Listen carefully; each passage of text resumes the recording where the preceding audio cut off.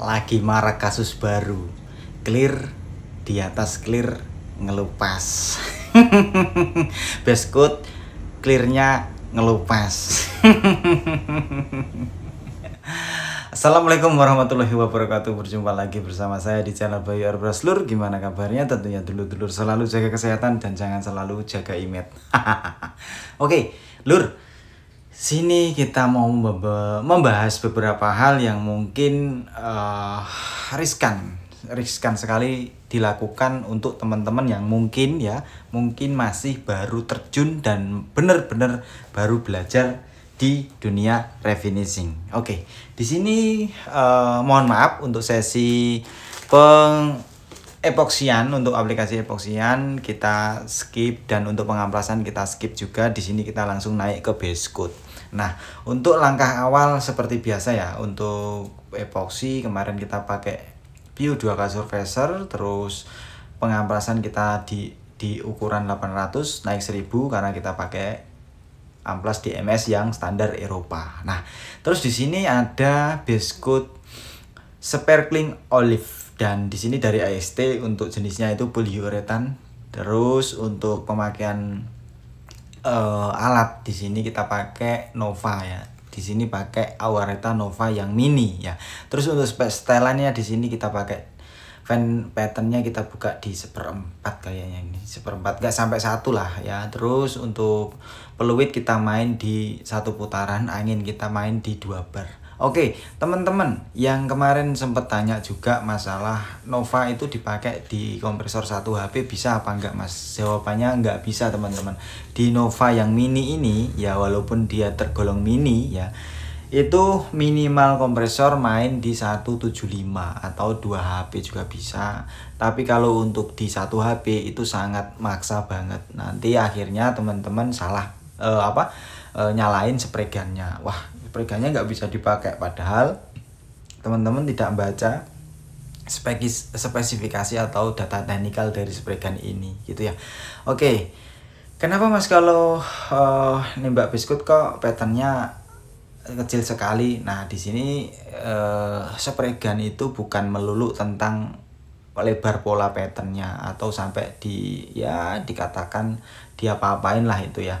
Di sini itu kita ngebase itu atau ngecat ataupun epoksi itu ketemunya itu di tingkat kerapian sang operator sendiri gitu ya. Jadi nggak melulu tentang lebar pola pattern gitu ya. Untuk apa lebar-lebar kalau teman-teman hanya ngaplikasiin media motor seperti ini, dan ini masih bisa ya gitu.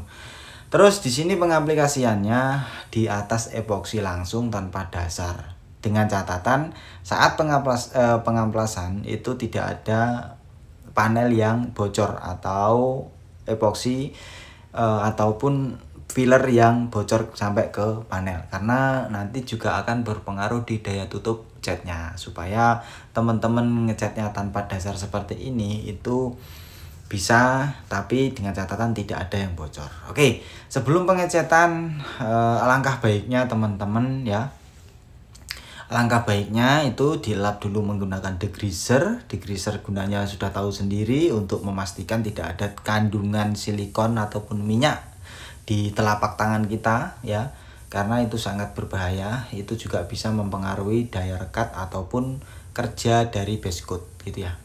Terus setelah dilap, pastikan lagi tidak ada debu ataupun kotoran yang kecil yang nempel di panel, itu menggunakan tag glue gitu ya teman-teman. Nah, kenapa saya bilang seperti itu? Teman-teman, saya melihat banyak sekali teman-teman yang ngecat itu sambil dielus-elus dulu, sambil ditembak pakai angin, dielus-elus. Nah, itu jangan ya teman-teman, karena kita tidak tahu kandungan keringat yang ada di telapak tangan kita gitu ya.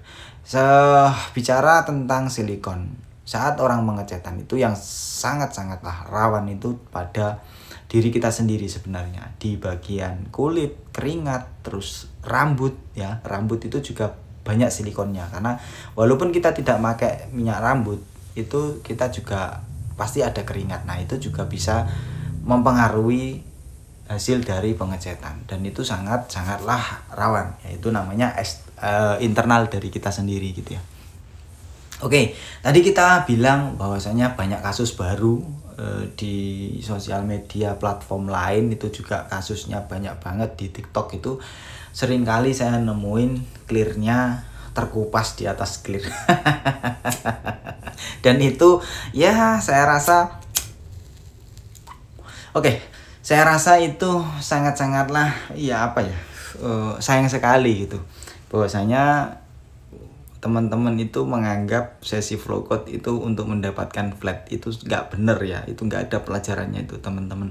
Kalau kita mau bicara flat, benar-benar flat itu dikikis, diamplas ya, terus dipoles. Nah itu baru bisa dibilang flat. Tapi kalau teman-teman bicara untuk flow code supaya biar flat, itu nggak ada pelajarannya, dan itu jangan pernah ngeyel gitu ya teman-teman. Kalau sesi flow code itu jangan sampai ngamplas terlalu halus. Bahkan kemarin ada kasus clearnya ngelupas di atas clear, di amplas saya tanya sampai di ukuran 1500. Wah itu kacau banget ya.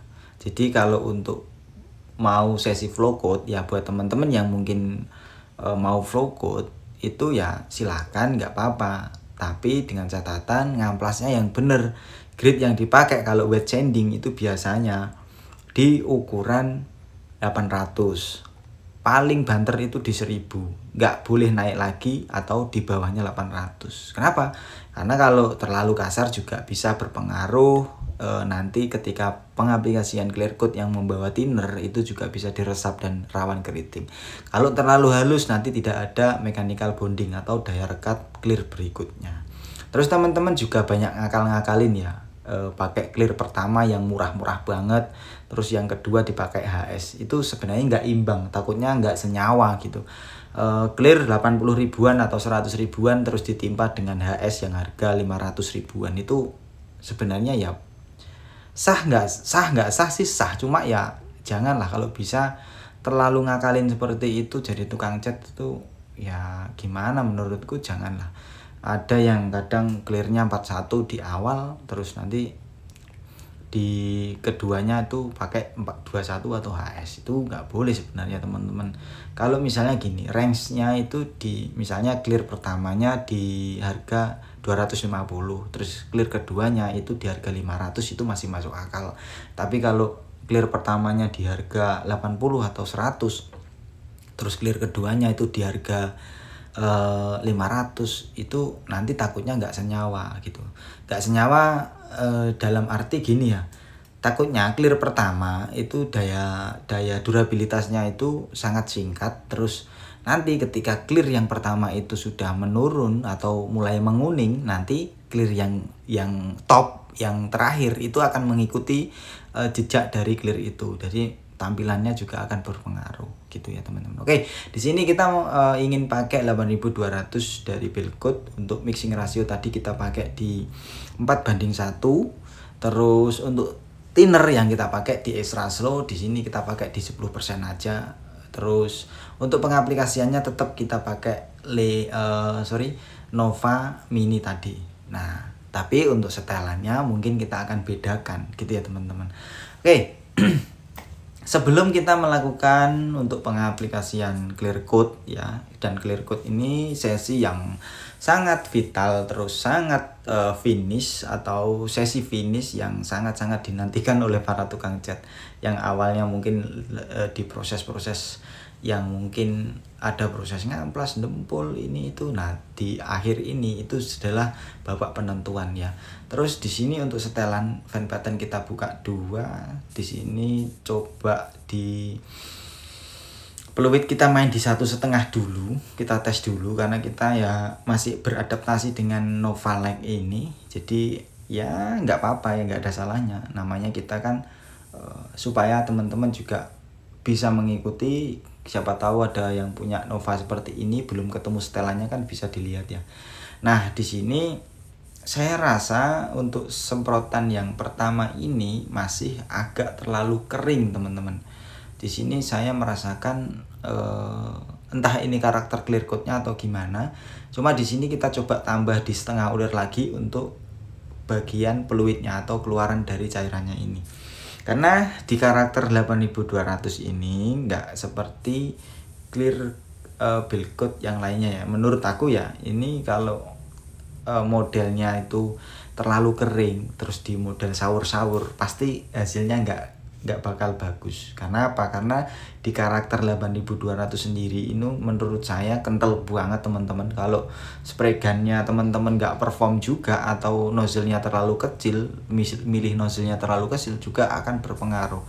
Supaya tetap perform di clear coat ini, itu cairannya agak diperbanyak. Ternyata ketika kita tambah fluidnya itu seketika karakternya ini mulai ketemu ya. Jadi clear coat ini sebenarnya nggak bisa kalau di model sahur-sahur. Jadi banyak banget pertanyaan teman-teman kemarin waktu sesi live di TikTok itu sering gagal saat pengaplikasian 8200 dari build code ini. Entah kenapa ya, saya nggak tahu. Mungkin ya itu teman-teman sering masih pakai mode lama. Jadi sahur-sahur tipis, jeda 5 menit, 10 menit, tembak lagi, tipis, jeda 5 menit, 10 menit, tembak lagi. Ya akhirnya nggak bakal ketemu perform clear coat. Karena ya itu, kalau clear itu dijeda terlalu lama, otomatis kan dia sudah bekerja ya, dia sudah menata dirinya, terus ditimpa lagi, pasti nanti dia akan membentuk kontur yang ya, misalnya kalau konturnya jerukannya dari awal ya tetap dia ngikutin jerukannya yang awal itu tadi ya. Makanya banyak banget keluhan, saya nge-clear kok jadi kulit jeruk ya mas, kulit jeruk ya mas, kulit jeruk ya mas. Saya nggak ngerti maksudnya itu gimana ya. Memang secara spray atomisasi itu pasti menghasilkan orange peel ya. Jadi kulit jeruk itu pasti ada, cuma ketemunya nanti pengennya seperti apa kan gitu. Kalau di karakter mobil itu kan biasanya jerukannya gede-gede, tapi kalau di motor ini cenderung lebih ke karakter jerukan yang halus, jadi kelihatan flat ideal gitu ya, bukan flat banget. Tapi kalau pengen flat banget ya itu tadi dipoles gitu ya, bukan di kikis langsung bukan di amplas di flow coat, enggak. Itu kalau di flow coat sebenarnya itu hanya menambah build film. Dan kalau ketika teman-teman nggak paham tentang flow coat ya, akhirnya banyak sekali trouble yang dihadapi. Nanti jangka panjangnya mungkin bisa ngelupas atau enggak seketika bisa keriting, terus malah clear pertama malah lebih bagus daripada clear kedua. Itu sering banget yang begitu tuh. Jadi pemikiran flow coat itu sebenarnya untuk menambah build film ya teman-teman, atau untuk memperbaiki clear yang gagal ya. Jadi bukan masalah borongannya tipis ngawur goblok, tapi ngawur ya kuwi. Ada orang, kita ngomongin teknik ya, kita ngomongin teknik bukan ngomongin personal gitu loh. Jadi bukan masalah clear sekali jadi itu borongannya tipis, enggak. Kita ngomongnya nggak ke sana, kita ngomongnya teknik. Bahwasanya kita menjelaskan ke teman-teman tentang pemahaman flow coat itu apa gitu loh, bukan masalah borongannya tipis. Gue goblok tapi bengak-bengok nih media. Oke teman-teman, terus apa ya pertanyaan kemarin itu kita bahas di sini, yang masalah apa lagi ya, tentang base coat ngelupas di atas epoksi itu masih ada loh. Padahal itu harusnya sudah isu tahun 2000 berapa dulu tuh. Jadi kenapa kok bisa ngelupas ya, terus kok bisa terjadi. Nah padahal kita amplas, nah gitu. Jadi masih banyak banget penemuan seperti itu yang mungkin ya kita, kalau saya pribadi sih banyak sekali yang WA. Jadi saya tahu ya, pengamplasan terlalu halus, pengamplasan epoksi terlalu halus, terus pengamplasan menggunakan air, menggunakan sabun, hanya dielap menggunakan kanebo naik ke base coat, itu juga bisa mempengaruhi tingkat kerekatan dari clear coat. Kenapa? Karena sedikit atau banyak epoksi itu kalau diamplas menggunakan air itu pasti dia ngeresep air. Jadi alangkah baiknya kalau punya dryer ataupun open atau nggak punya, ya itu lebih baik dijemur dulu, dipastikan bahwasanya tidak ada kandungan air yang diresap oleh epoksi itu. Terus kemarin juga ada yang nanya, Mas, kenapa ya ini mau tangkiku kok baru 1 minggu udah timbul bubble atau melentung catnya. Nah itu biasanya kalau teman-teman ngamplas dempul ya, ngamplas dempul menggunakan air juga akan mengakibatkan itu. Apalagi kemarin saya tanya juga cuma dilap pakai Kanibu. Jadi kalau dilap pakai Kanibu secara kasat mata ataupun disentuh itu memang ya memang kering teman-teman kalau disentuh. Tapi kan kita nggak tahu dalamnya epoksi atau dempul itu kan, dempul memiliki pori-pori yang sangat lebar. Jadi rawan sekali diresap oleh air gitu teman-teman. Alangkah baiknya kalau yang bersinggungan dengan air, jadi itu harus dijemur ataupun dikeringkan semaksimal mungkin baru naik ke biskuit, biar jangka panjangnya itu enggak terjadi trouble gitu loh. Jangan suka menyepelekan hal yang mungkin sepele dan bisa menjadi hal yang bertele-tele gitu ya. Untuk proses dari clear coat di sini kita sudah sampai di panel terakhir, nanti mungkin langsung kita review saja tanpa menunggu harus diperbaiki dulu, harus dipoles dulu ya. Kita namanya kita tutorial, apapun hasilnya yaitu kita tampilkan ya. Kalau kita misalnya nge-clear atau ngecat terus nanti tahu-tahu jadi hasilnya udah di flow coat, udah dipoles, udah diperbaiki, terus kita tampilkan di media, yaitu namanya pamer, bukan ngajarin gitu. Nanti yang ngikutin akhirnya bodoh ya. Banyak banget konten kreator yang kayak gitu. Itu cemen banget menurut saya. Kalau ada konten kreator tukang chat itu bodoh-bodohi teman-teman yang masih belajar, ya keterlaluan gitu. Oke, kita langsung spill saja.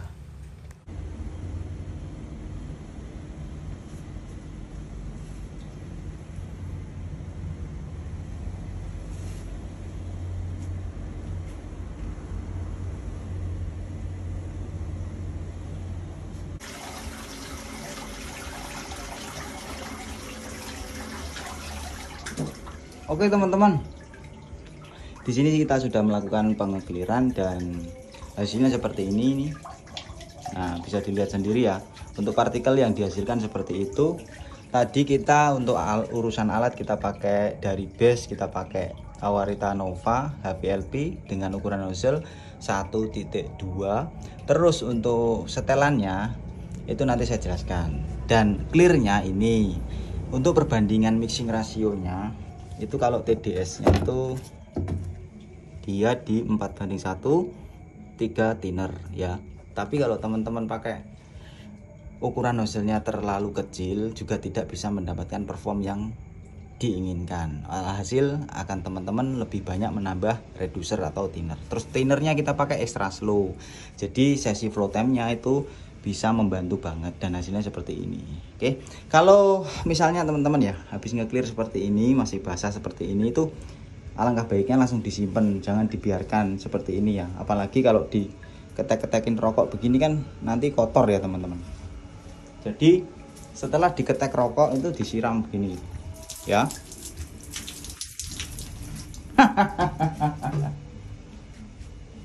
Oke teman-teman, untuk partikel yang didapatkan, nah dilihat sendiri. Oke, untuk build filmnya juga asik banget. Terus saya jelaskan untuk setelan fan pattern di sini kita pakai 2 ulir, terus fluid kita pakai 2 ulir, angin pakai 2 bar. Terus kemarin yang nanya tentang selang ya, tentang selang, Mas aku pakai selang spiral, itu sebenarnya nggak bisa kalau kita pakai selang spiral, karena kalau selang spiral itu dipakai itu aerodinamisnya kita itu apa ya, terganggu karena tertarik-tarikan sama selang tadi. Terus kalau selangnya kecil, debit yang dibutuhkan oleh spray gun itu nggak bisa sempurna gitu ya.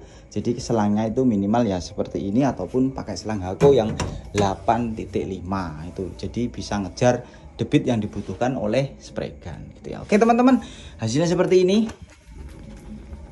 Nah bisa dilihat sendiri. Terima kasih atas partisipasinya. Saya pamit undur diri. Thank you for watching. Wassalamualaikum warahmatullahi wabarakatuh.